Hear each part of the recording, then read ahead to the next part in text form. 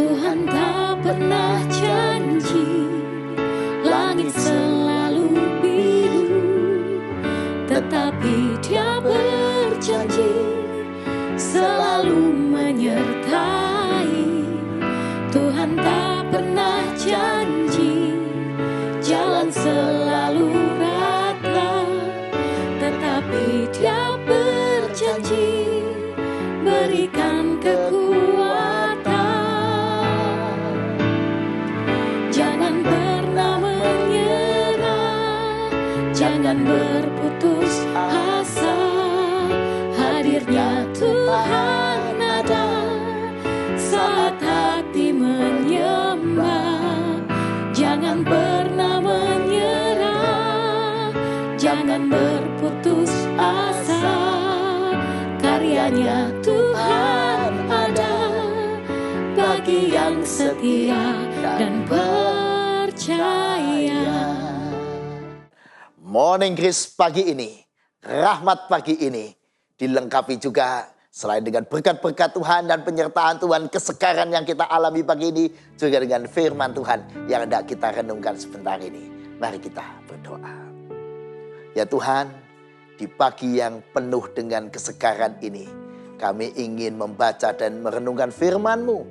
Berbicaralah ya Tuhan, supaya kami semua menjadi pelaku-pelaku yang setia akan firman-Mu, dan kami menjadi pribadi-pribadi yang disegarkan dan menjadi pribadi yang melakukan sabda itu setiap hari. Amin. Pagi ini mengajak kita untuk menjadi orang yang gigih dalam berjuang. Kalau dalam bahasa Inggris disebut grit, ya, gigih sebab mengandalkan Tuhan. Orang yang gigih dibutuhkan di zaman ini menghadapi tantangan, persoalan, kesulitan hidup yang begitu banyak. Perlu generasi yang gigih, perlu generasi muda yang gigih, perlu para pengusaha yang gigih, perlu para pemimpin yang gigih. Nah, apakah saudara saya memiliki kegigihan itu? Kegigihan bisa seringkali digambarkan dengan beberapa hal berikut. Yang satu adalah tekun dalam berusaha. Perseverance of effort. Ya. Ketekunan dalam berusaha. Yang kedua, konsistensi, semangat, dan minat dalam melakukan sesuatu. Gak mudah ganti-ganti minat, gak mudah putus asa, gak mudah belok sana belok sini. Tapi konsisten untuk apa yang dia lakukan. Yang ketiga dikaitkan juga kegigihan itu dengan sebuah passion yang kuat dalam mewujudkan tujuan atau keinginan yang mau dicapai. Sebuah semangat yang konsisten terus-menerus yang tekun dilakukan untuk mewujudkan sesuatu. Ini gigih. Tentu saja kegigihan itu menjadi semakin indah kalau kegigihan itu dilaksanakan untuk tujuan-tujuan yang mulia, untuk harapan-harapan yang baik. Misalnya kalau kita punya tujuan untuk memuliakan Tuhan, untuk mengasihi keluarga kita dan sebagainya. Seperti yang dilakukan oleh perempuan Kanaan berikut ini.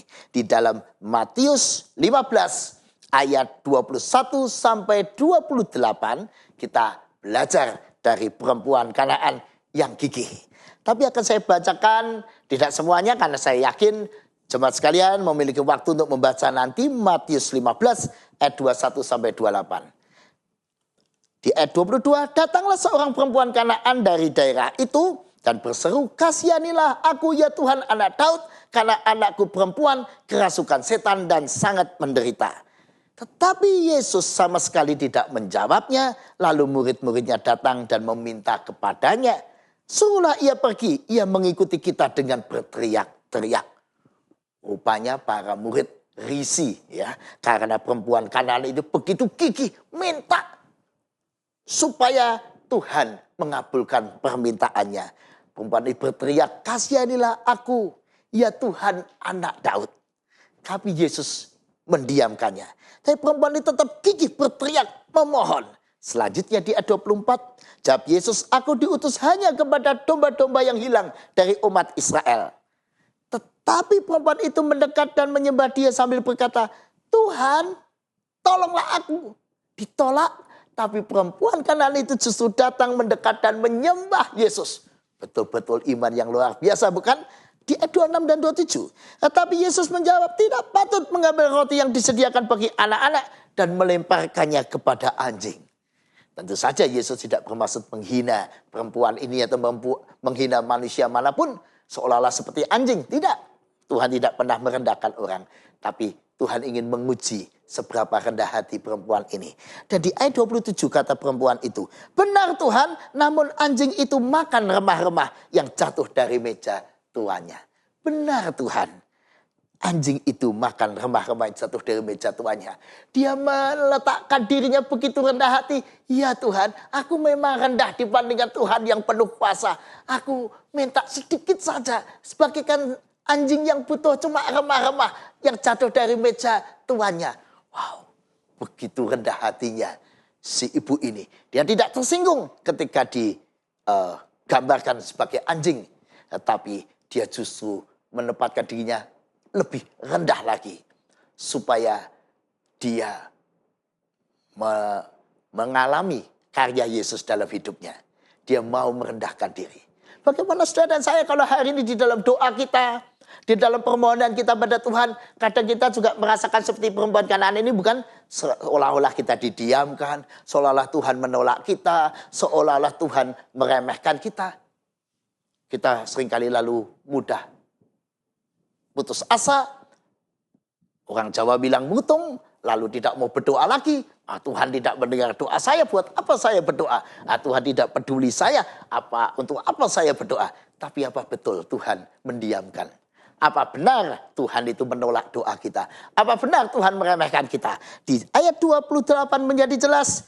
Jawab Yesus kepada perempuan Kanaan itu, hai ibu, besar imanmu, jadilah kepadamu seperti yang kau kehendaki. Dan seketika itu juga anaknya sembuh. Jadi Yesus benar-benar menyembuhkan anak perempuan Kanaan itu. Kenapa? Karena iman perempuan itu luar biasa.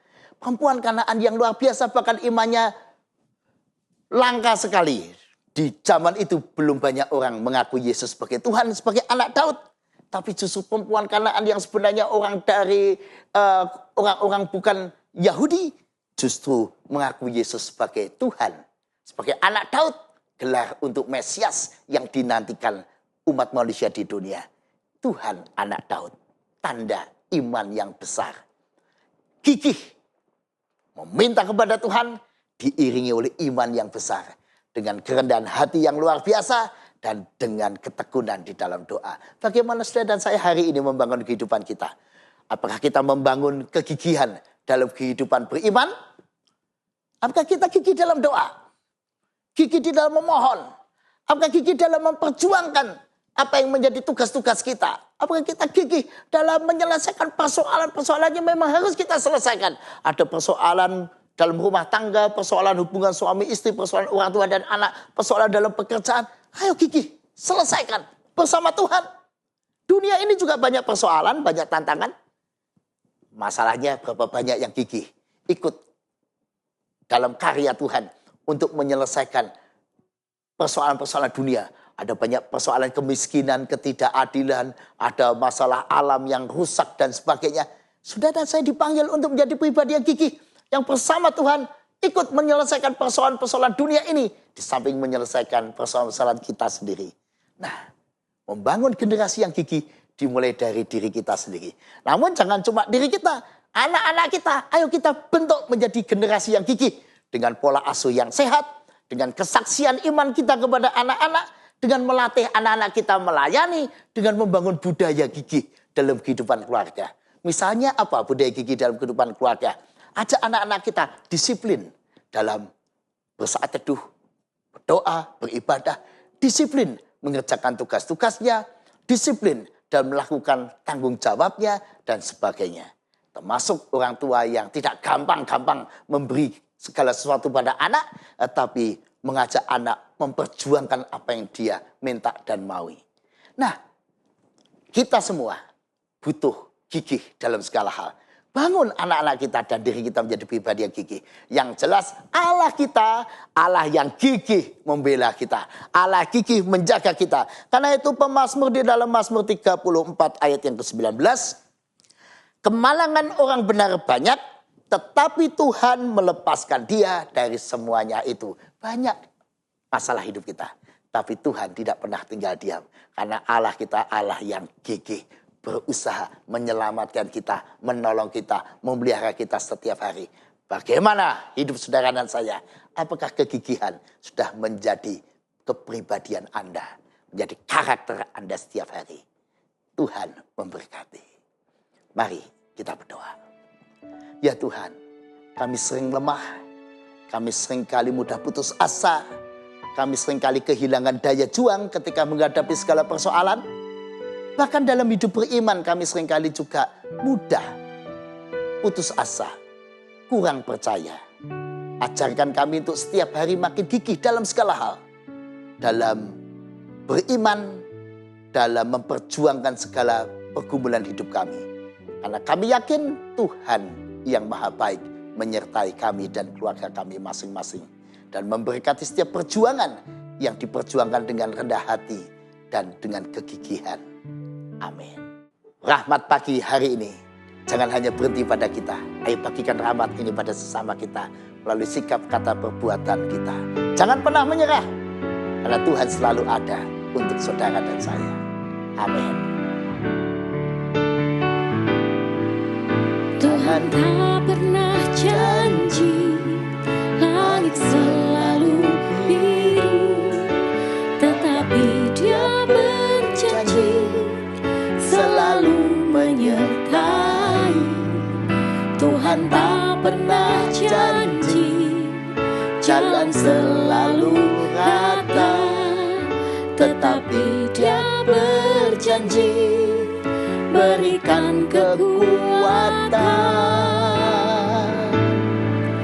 Jangan pernah menyerah, jangan berputus asa. Hadirnya Tuhan ada saat hati menyembah. Jangan pernah menyerah, jangan berputus asa.